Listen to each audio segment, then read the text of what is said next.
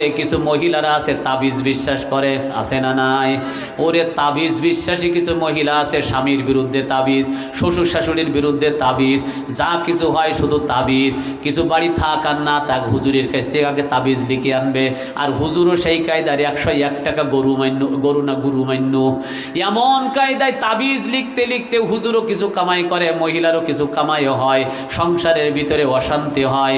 আল্লাহ তাআলার নবী বলেছেন, যদি কেউ তাবিজ বিশ্বাস করে সে শিরকি করলো, আর তাবিজ ভালো করতে পারে এই নিয়তে যদি তাবিজ বানলো, ওই তাবিজটাই তার জন্য শিরকের আমল হয়ে গেল। জোরে বলি নাউজুবিল্লাহ।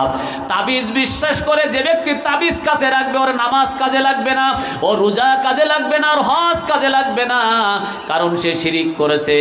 আর মুশরিকের কোনো আমল আল্লাহর দরবারে পৌঁছাবে না। ও আমার মায়েরা বোনেরা, তাবিজ যদি কাছে থেকে থাকে তাবিজকে বিশ্বাস করবে না। আল্লাহ পাক রব্বুল আলামিন ছাড়া কোনো তাবিজের কোনো ক্ষমতা নাই। আমার একজন আপন আত্মীয়, 3টা মেয়ে হয়েছে, মেয়ে হওয়ার পরে খবর পেয়েছে যে তাবিজ করলে ছেলে হবে। তাবিজও করেছে, কায়দা করি তাবিজ করি, খুব আনন্দ করতেছে, ছেলে হবে। আল্লাহ তাআলা 1 জোড়া মেয়ে দিয়েছে। এইবার কয়টা দেশে বলেন? 2 মেয়ে দিয়েছে একসাথে। তার মানে ও চাইছিল একটা ছেলে। 1 ছেলে সমান কয় মেয়ে হয়? 2 মেয়ে সম্পদ যা পায় 1 ছেলে তাই পায় না? তাহলে সেই হিসাবে আল্লাহ বিচার খারাপ করেনি যে তোর আমি একটা ছেলে চাইছিলি, তার যে পরিমাণ সম্পদ ভাগ দিতিস তো 2 মেয়ে দিবি, সমান করে দিবি। 5টা দিয়ে দেছে আল্লাহ। তার মানে যদি ওই একটা ছেলে দিত, আল্লাহ দিতে পারে কি পারে না?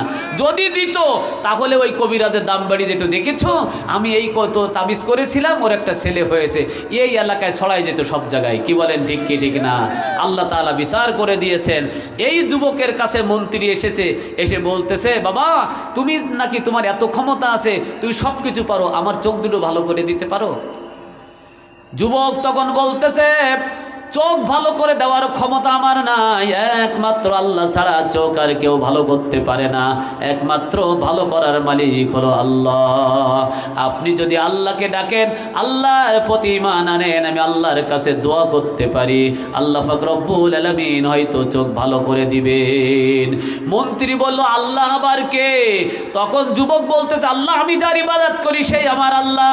মন্ত্রী বলতেছে, না আমাদের বাদশাই তো আমার আল্লাহ। কয় না, তোমার বাদশা তোমার আল্লাহ নয়, তোমার বাদশা তোমার প্রতিপালক নয়, আমি যে আল্লাহর ইবাদত করি সেই হলো একমাত্র আল্লাহ, আর আমরা সবে মাখলুক, আমাদের উপরে আরেকজন আছেন, তিনি হলেন আল্লাহ। জোরে বলি সুবহানাল্লাহ। এবার বলল, চোখ ভালো করতে তো আমার হবেই।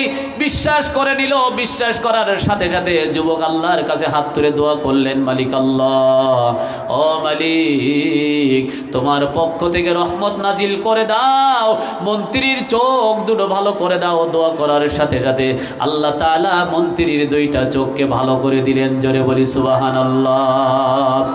এই খবর সব জায়গায় ছড়ায় গেল। মন্ত্রী বাদশার দরবারে গিয়ে বলল, আমাদের একটা যুবক আছে, ওই যুবকের এত অলৌকিক ক্ষমতা আছে, আমার চোখ অন্ধ ছিল, এই দেখেন চোখ ভালো হয়ে গিয়েছে। এইভাবে বাদশার কাছে যখন বলল, বাদশা বলতেছে, ওই যুবক তো সেই যুবক আমি যাকে জাদুবিদ্যা শিক্ষা করতে পাঠিয়েছি, ও তো জাদুর বলেই চোখ ভালো করেছে, তাহলে জাদু দিয়ে আমার ক্ষমতা টিকায়া দেবে। বাদশাহ চিন্তা করতেছে, পাঠালাম তো আমি, সেই জাদুবিদ্যা শিখেছে, জাদুবিদ্যা দিয়ে যদি চোখ ভালো করতে পারে তাহলে অবশ্যই আমার ক্ষমতা টিকে যাবে। এই চিন্তায় বাদশাহ তাকে খবর দিয়েছে। মন্ত্রী তখন বলতেছে, না এই জাদুবিদ্যায় আমাকে ভালো করিনি, সেজন্য কোন আল্লাহকে ডেকেছিল, আল্লাহ আমাকে ভালো করেছে। জোরে বলি সুবহানাল্লাহ, আরো জোরে বলি সুবহানাল্লাহ। ভাইরা রে আমার, আল্লাহর প্রতি বিশ্বাস আমরা আনি না। কত মানুষ দেখবেন মাজারে যায়, মাজারে বিশ্বাস করে, খাজা বাবার মাজার, গাদাসার মাজার, ঘোড়াসার মাজার, এই ধরনের মাজার বিশ্বাসী আমার দেশের কিছু লোক আছে না নাই? এই যে কিছুদিন আগে দেখলাম ডোল তবলা বাজাতে বাজাতে গাড়ির ভিতর দিয়ে চলে গেল খাজা বাবার দরবারে, আরে কেউ ফেরে না খালি হাতে খাজা বাবার দরবার থেকে। জোরে বলি নাউজুবিল্লাহ। আর সে গান গায়, কি কায়দার গান!